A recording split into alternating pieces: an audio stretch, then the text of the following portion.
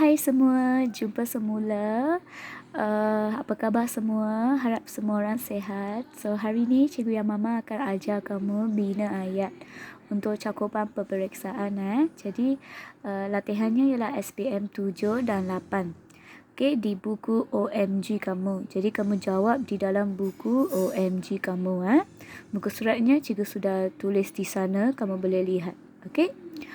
Maafkan saya sebab video ni ada masalah teknikal sikit. So, saya rasa kamu boleh adjust lah. Okay? Maafkan saya. So, kita terus pergi ke soalan 1. Okay. Mula-mula kita cek practice SPM 7. Jadi, soalan 1 ada 2 kosakata iaitu mengubah dan menggubah. Ingat ini 1G, ini 2G. Jadi cara sebutan dia berbeza. Ini ialah mengubah. Ini ialah menggubah. Okey. Apa itu mengubah? Mengubah ialah change. Ubah. Kamu semua tahu kan? Ubah. Okey. Menggubah itu ialah kamu susun bunga. Okey, untuk menghiaskan sesuatu. Okay, arrange flower for decoration. Okay, jawapannya cikgu sudah sediakan di bawah. Kamu boleh ambil jawapan cikgu Yang Mama ataupun you boleh cuba buat sendiri dan tunjuk kepada cikgu Yang Mama semasa di sekolah nanti. Okay, jadi jawapan untuk soalan 1A. Wabak penyakit COVID-19 telah mengubah cara kehidupan rakyat di seluruh dunia.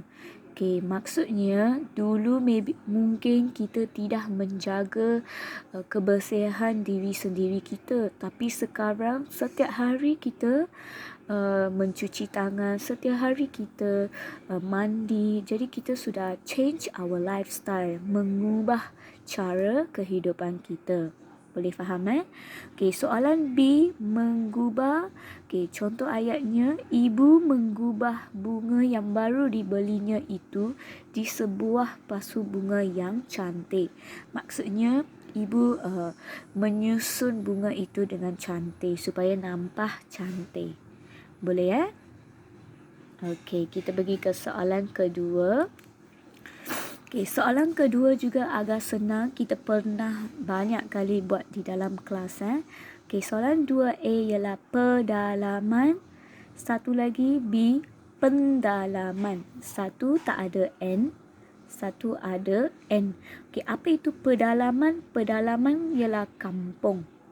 Okay, kampung yang ada di dalam sesuatu tempat yang sangat jauh. Okay, contoh macam estate, ladang. Itulah pedalaman.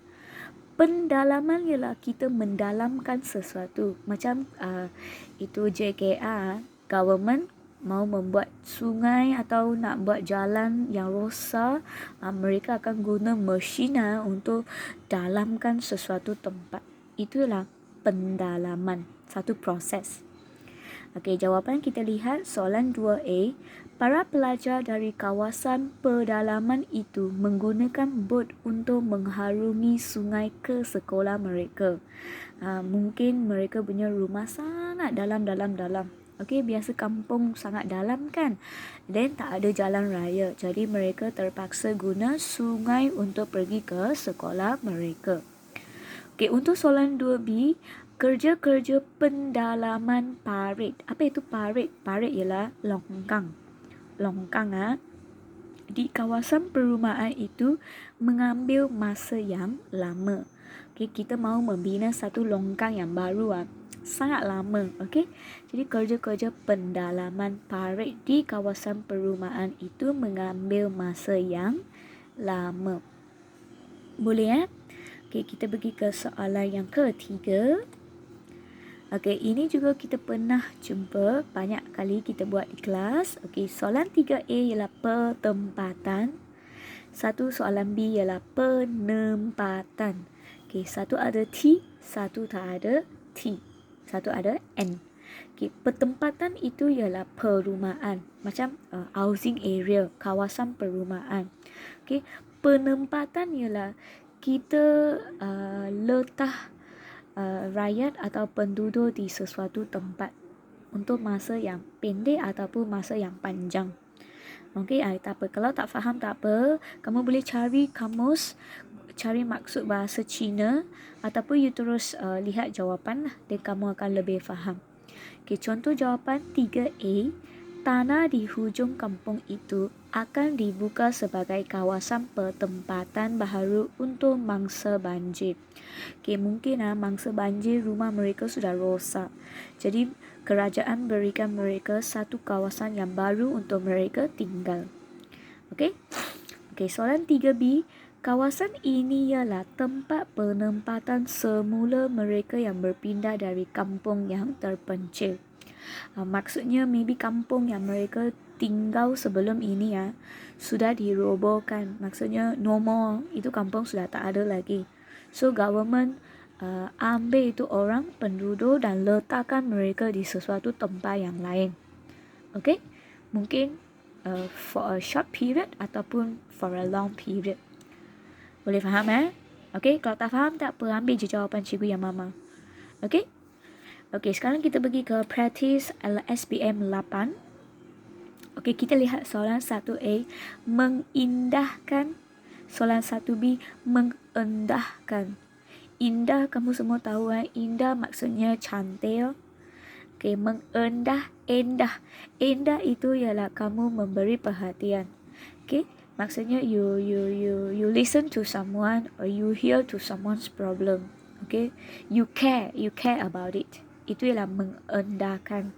Okay, so kita lihat jawapan 1A. Projek untuk mengindahkan sekolah yang dicadangkan oleh pengetua sekolah akan bermula pada minggu hadapan. Maksudnya kita mahu mencantikkan sekolah. Jadi kita akan mulakan pada minggu hadapan. Itulah mengindahkan. Okay, soalan 1B. Amira merajuk. Apa itu merajuk? Merajuk ialah macam senci. Kamu tak mahu bercakap dengan ibu kamu, like 不要跟你们的妈妈讲话. Okay, so Amira merajuk apabila ibu bapanya tidak mengendahkan pertanyaannya kerana sibuk dengan hal masing-masing. Okay, maybe kamu mahu handphone. So kamu tanya, "Ma, saya mahu handphone." Tapi dia tak ada mendengar kamu punya pertanyaan. Okay, she never listen to you. So kamu feel very sad, very angry. Kamu merajuk. Kamu tak mahu bercakap dengan ibu kamu. Okay, itu ialah tidak mengendahkan, never care. Alright. Okay, kita pergi ke soalan 2. Okay, soalan 2 ialah beradat. Soalan 2B ialah beradab. Adat itu ialah kita buat sesuatu secara adat. Macam traditional. Macam kamu tahun baru Cina pagi bangun, mandi pakai baju merah, pergi temple sembahyang makan ada adat. Okay?